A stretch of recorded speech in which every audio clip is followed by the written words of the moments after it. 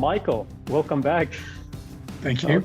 I want to start by asking a question about your work, and a lot of people who would ask about your work, but then they wouldn't put the effort to go and visit your website, even though you have this amazing free content on the Neurosemantics website. So how come you have this amazing content on the website? Well, when we started, Bob and I thought that the website we create should not just be advertisement, because most websites in 1996 were just for advertisement.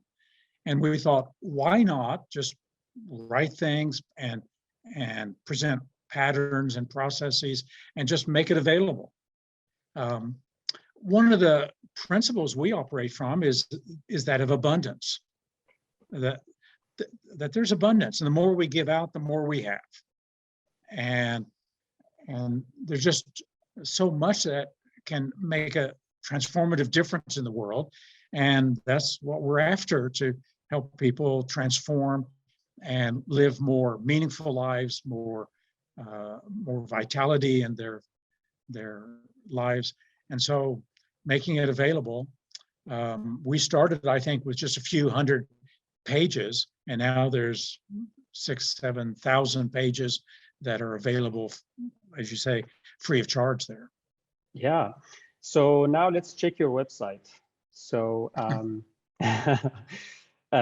so I go here to this page where products, and then writings, and there we go. So we have new releases of Michael Hall.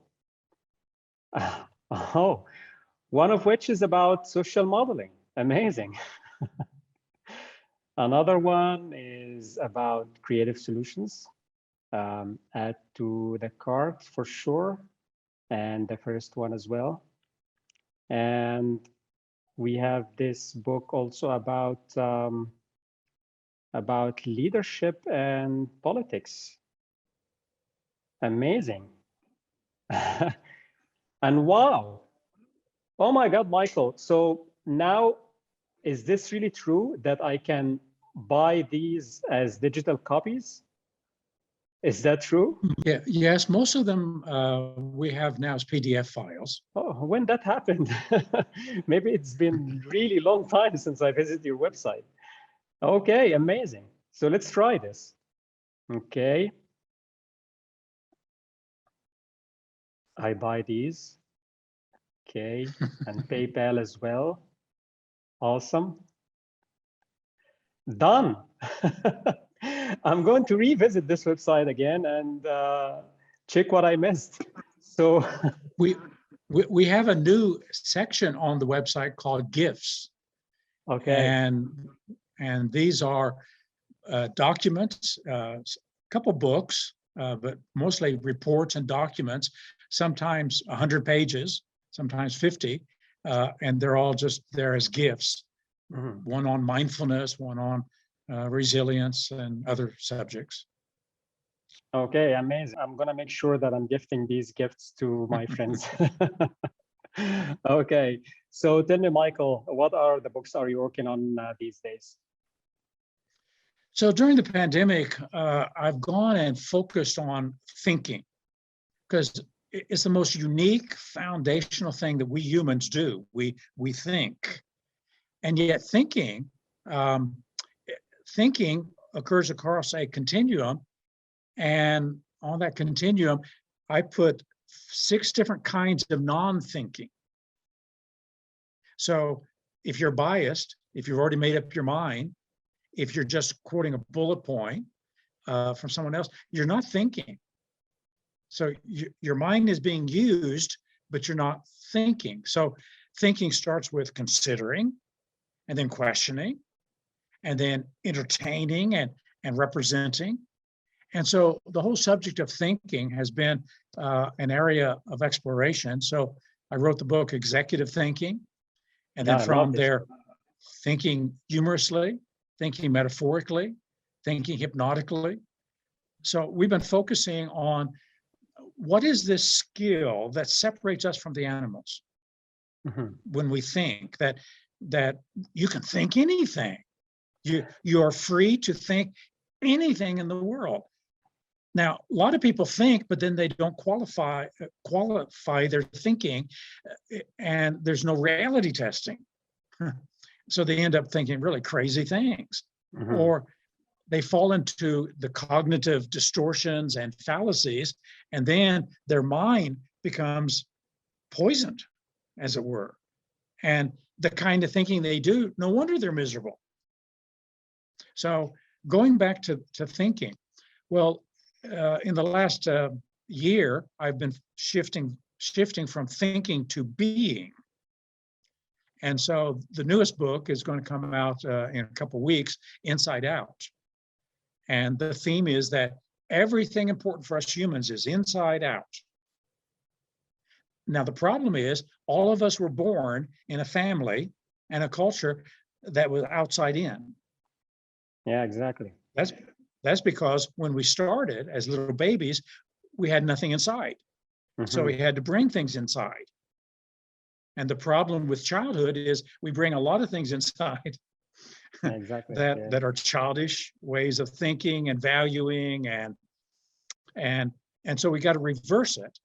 So adulthood is reversing the outside in, reversing it, so that I start choosing my thoughts, my values, my beliefs, the meanings, and my ability to make meaning, and start living inside out. And when you do that, then your life is your own. Terrific. I also like the way you put it when you talk about intuition, and how falsifiable this concept can be when people say that I use my intuition, and you analyze this word itself by saying that, where do you intuition means the internal knowledge, and where do you get this internal knowledge from? I like this. Yeah. Did you read Malcolm Gladwell's book on thinking? It's called Blink, The Power of Thinking Without Thinking. Of course, I know what you might be thinking about this book now. Okay, but tell us about this book, because this book has become a phenomenon. It's written more than 30 languages, and it's kind of a fashion to grab a copy of this book and just read it, and then people regurgitate what's in it. Well, what is presented in the book is good stuff. How people are misusing it is they're taking it out of the context that he put it in, and they're putting it in other contexts where it does not work. So the kind of intuition he's talking about is the intuition of an expert who has had at least 10 years of intimate knowledge and experience with whatever they're talking about. If it's a fireman detecting and being able with his intuition to recognize where the fire is and what's going to happen, or a surgeon, or a pilot. So he's talking about expert intuition and not just someone saying, I feel this. Yeah. So if they would keep it in the context, it's good stuff. I understand, yes. The intuition that he's talking about is trained, informed, tested intuition, and not just a gut feeling. Tell us about your activities these days in the world. Well, there's not much activities in the world. In fact, we've been here, I live here in Colorado, and we've been locked down for almost 2 years now. So we haven't gone anywhere. Yeah, but you're traveling tomorrow, right? I'm not traveling until February of 2022. We'll go back to Egypt at that time. Okay, so a very heavy question now. So are you satisfied with the state of psychology today? And the same question to coaching, the same question to all the helping professions in general. Well, yeah. How much time do we have? Oh, yeah, exactly. To express our anger. If we start with psychology or psychotherapy, the practice of psychology, with people who are wounded, who are hurt, who have a trauma inside, or who have become distorted by cognitive fallacies and distortions, and whose perspective of reality creates all kinds of problems for themselves and for their loved ones. That field, there's a lot of new things that we have discovered in research that has not made it to the movement, which began in 1956, has now really taken over the field and is beginning to recognize that the basic mechanism is, as you think, so you are. And with that, it's revolutionizing the field of psychotherapy. But it's not so much looking in the past, trying to figure out where something came from, answering the why question, why am I this way? Redirection is, what should I do and how does this work? And that's where neurosemantics and NLP really thrive. Okay. For the field of coaching, coaching being a new discipline and having exploded from 1992 when Thomas Leonard invented the field, and it at first was personal coaching, life coaching, and then about 1998 it entered into business and became business coaching and executive coaching and group and team coaching. That field has just exploded. The problem with that field is that many coaches don't know the difference between therapy and coaching. And so people from the mental health field have entered in. They call themselves coaches, but they're actually not coaching. They're actually just counselors. That's true.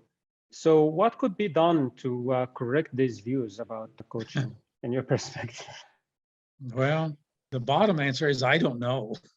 I have an idea, Michael. Okay. If coaching leads to results, I mean, working with coaching leads for the clients to experience some results, right? So why don't we encourage people to, and coaches as well, to interact even for free for maybe a few months or so, and for the coach to really experience if they are able to help their clients to achieve a significant result that they're after, and for the coachee to check for themselves if this is going to work or not. And if it didn't work, then they don't give up. They just go to another coach, maybe. And by doing this in a meaningful kind of campaign and collaborative effort, I think this can lead to something significant. And I have an example about a massive launching that happened, I think 15 or 17 years ago, when a group of speakers and self-help gurus, they gathered together and worked on something called The Secret. And that was one of the most lengthy advertisement ever. I mean, people have been watching this as an inspirational video, but in fact, it was an advertisement for each one featured in this video. So what do you think about this? How can we get coaches to collaborate together and create something collaboratively as this? Yeah. Well, coaches do collaborate. We collaborated, Meta Coaching collaborated with the movie Leap, which was a coaching movie. So things like that. And of course, there's all kinds of coaching conferences now. And it's even really specialized. The executive coaching conference that occurs in Europe each year brings in about 5,000 people as delegates to that Congress. And so there are a lot of things like that. And in Meta Coaching, one of the things we do is we encourage everybody to every month, ideally every week, do at least one pro bono coaching session with someone to give out coaching free of charge, especially with people who can't afford it, so that they can experience that life transforming experience. And we've got 3,600 coaches. So if 3,000 coaches every week gave out one pro bono, that would slowly start making a big difference in the world. Yeah, I agree. Okay, so I'm going to finish with this part of the interview. So coaching is systemic by its very nature. In fact, you think if your coaching isn't holistic, it is not truly coaching. And for coaching to be truly effective, it has to be systemic by design. Yet most coaches today do not coach systemically, do not know how to coach systemically. And in fact, most have not been trained to think and work systemically and do not have systemic models to work with. And that's why you wrote the book, Systemic Coaching, Coaching the Whole Person. Tell us about this book. And I personally recommend this book for anyone, even if they have attended your meta coaching seminars. I'm really recommending this book to be read at least 3 times. So tell us about this book and why it's important. We as human beings are systems. It's a mind, body, emotion system inside of a family system, a language system, a political system, a religious system. We're systems. And in a system is defined by variables relating to each other. So what is the relationship between my thinking and my feeling? What is the relationship between my health and energy and vitality and my intentionality? So a system is a set of relationships between each other. And oftentimes someone says, well, I'm feeling bad. And the coach will just focus on feelings without, well, what are you thinking? What meetings are you doing? How are you keeping your body energized and having vitality and aliveness? So if we don't think about all the variables and what other variable could be interacting in such a way that that's the leverage point for transformation. And so a coach going in with a suspicion, maybe there's something else going on, would at least open up the possibility of thinking systemically. It's actually a very important topic here in Europe nowadays. A lot of people who are concerned and interested in coaching, they want to have a scientific base to it. The word systemic has been attached to coaching, I think, over the last 7 years, especially in France and Germany, from my personal experience. Yes. So I think your book comes at a very crucial time in short history of coaching to set a really great foundation. I really thank you for putting this work together. Thank you, Michael. We continue the conversation in the last and third part. Thank you.